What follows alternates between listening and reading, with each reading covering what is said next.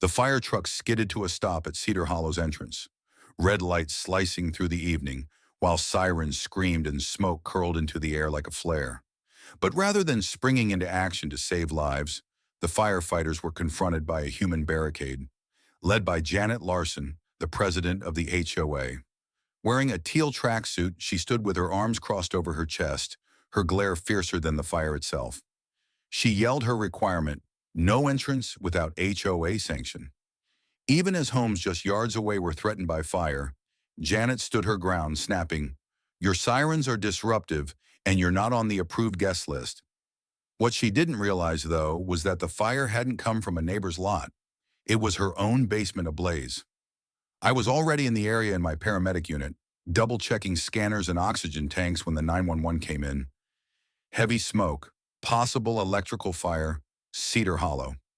The development, with its labyrinth of cookie-cutter homes, was infamous for being hard to get around. Because I lived just outside the boundaries of HOA jurisdiction, I frequently responded to their emergencies, all too familiar with their fixation on rules and red tape. Janet, sovereign of citations for renegade mailbox hues and coiled garden hoses, reigned with an iron clipboard.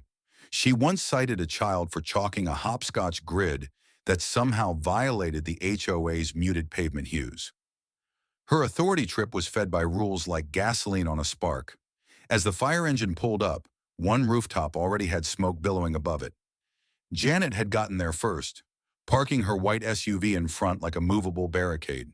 She stood in Captain Daniel's path, brandishing her clipboard. "Private property, we have protocols." Daniels, a veteran firefighter, flashed his badge, but Janet wasn't impressed. "I don't care if you're the governor. No clearance, no entry." Stepping off my rig, I saw rookie fireman Alex's face white with fear. He was about to push her aside. Believing the fire to be further down and the smoke drifted, Daniels turned the truck off the main road onto a rear service road, losing us those precious 3 minutes, the margin between a house still standing or reducing to ash. Next was blow number 2.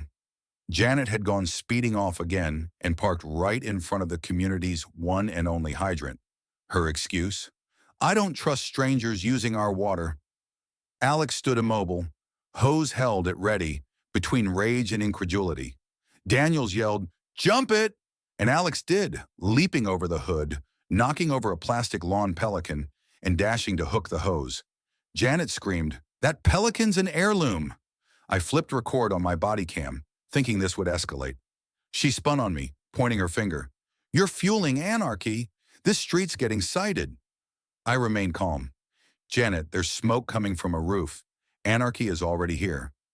Operating my drone, a hobby that became life-saving technology, I scanned for the origin. It whizzed overhead, showing me a startling reality. Smoke poured directly out of Janet's house. Her back window glowed orange. Her chimney puffed like a train. I called Daniels. "It's the basement at Janet's." A brief silence, then a stunned echo. Daniels broke the news. Janet's response? Puzzled, then outraged. "Impossible. My home is spotless. I just remodeled the powder room." Like that kept her safe from flames. She stood in her entranceway, mumbling something about lawsuits and breaking and entering, her voice breaking under strain. But Daniels, Alex, and I bulldozed our way past, the blast of heat as we forced open her front door. Her home was a shrine to ceramic swans and glass owls. Control, tastefully and tacky. Janet trailed us, shrieking about footprints on her carpet. Smoke filled the laundry room. We opened the basement door. Fire crept up from the stairwell. Alex went down with a charged hose. Daniels looped around the outside and Janet clamped her hand around my arm. "It's just my wellness pod. I purchased a therapeutic heater online. From Texas. Top shelf." "You cabled a spa from the internet?" I blinked. She stayed silent, then ran, stumbling over a fox-shaped rug, thudding to the ground as Alex called in. Electrical fire. Battery-powered mayhem. I saw it. 2 lithium batteries cabled to a rusty inverter next to stacks of sawdust and rags. A firebomb in wait for an ignition. I took pictures. This wasn't careless. It was criminal negligence. Foam snuffed out fires. Janet, soot smeared across her tracksuit, was already calling her lawyer. Her former park-perfect lawn resembled a battle site. Hoses sliced across it. Her family heirloom pelican sprawled on its side. Foam frothed around her Serenity doormat. She glared, fuming, as the crew started cleanup. It wasn't defeat. It was rage waiting to happen. Outside, Daniels and I examined the wreckage. The heater, cobbled together out of farm equipment and car batteries, was wrapped in burlap a year. Janet stuttered. My contractor did that.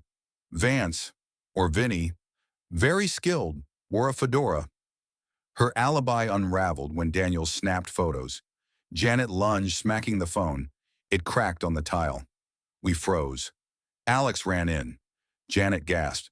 My rug! Daniels barked for Ryan to seal the basement. We're recording. She's obstructing. Janet lost it. You'll all be fined. This is tyranny.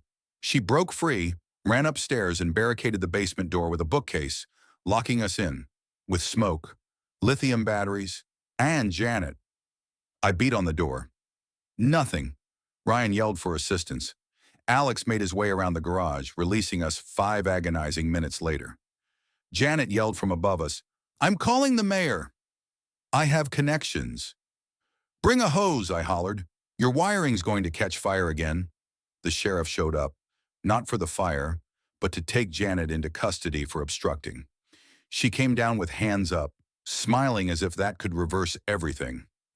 Let's talk about this. I have chamomile. Daniels, unfazed, shot back. You locked us in a burning basement. Tea's not gonna cut it. Seasoned board member Evelyn took me aside. This is not her first stunt. 2 years earlier, Janet wired pool heaters at a chicken farm, causing homes to black out. She stifled complaints with clubhouse suspensions. I requested records. Evelyn pointed toward Janet's office. It's in there. Now that Janet was being held, deputies went into her lair. A labyrinth of cabinets, whiteboards with problem residents, I was third, and expense records to companies that didn't. Fees marked Eco-Harmony Services, PayPal payments to Tranquil Tech. No deliveries made. She's either crazy or scamming, Ryan grumbled. Janet re-entered, folder in hand, yelling, You're breaking bylaws. A deputy calmly replied, You blocked fire access. That opens this up. She reached for Ryan's documents. He warned, Touch it again and it's tampering. Defeated, she fled, only to toss a teapot through the window in a desperate bid for freedom. Alex trapped her in the rose bushes in bare feet, yelling about HOA rights. The sheriff cuffs her for obstruction, tampering, and destruction of property. As she's hauled away, she wails, I am the HOA. The office files revealed more. Phony citations, midnight shots of houses, a leverage folder with rumors. Checks signed J. Lars, Janet L., and JL Solutions. Plain and simple fraud. The onlookers applauded, a slow, measured applause. Someone even put up a for sale sign on Janet's front yard. Daniel smiled. That's one way to rewire a neighborhood. That evening, news trucks descended. Alex, foamy-headed, became an internet sensation cradling the collapsed Pelican. She blocked us, but it was her basement burning. Memes detonated. Janet's tracksuit was renamed the Empress of Embers.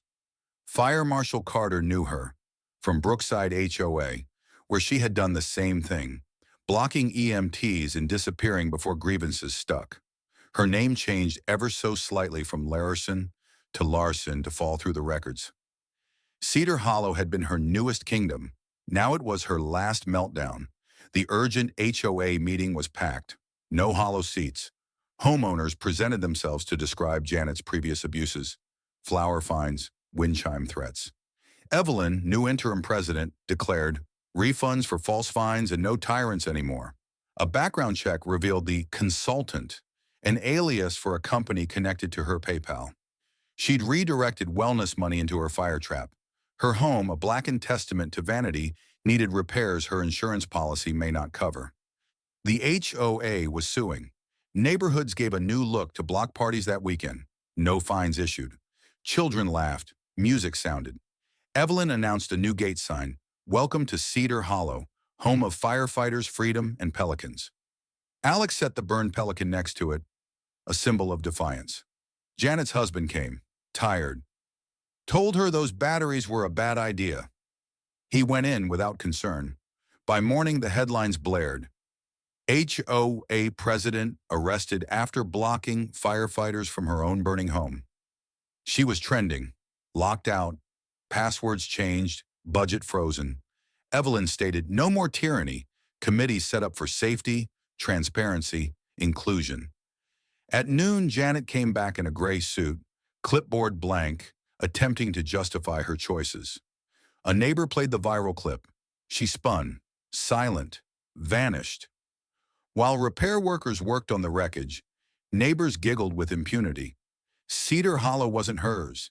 It belonged to all of us now, born from her embers.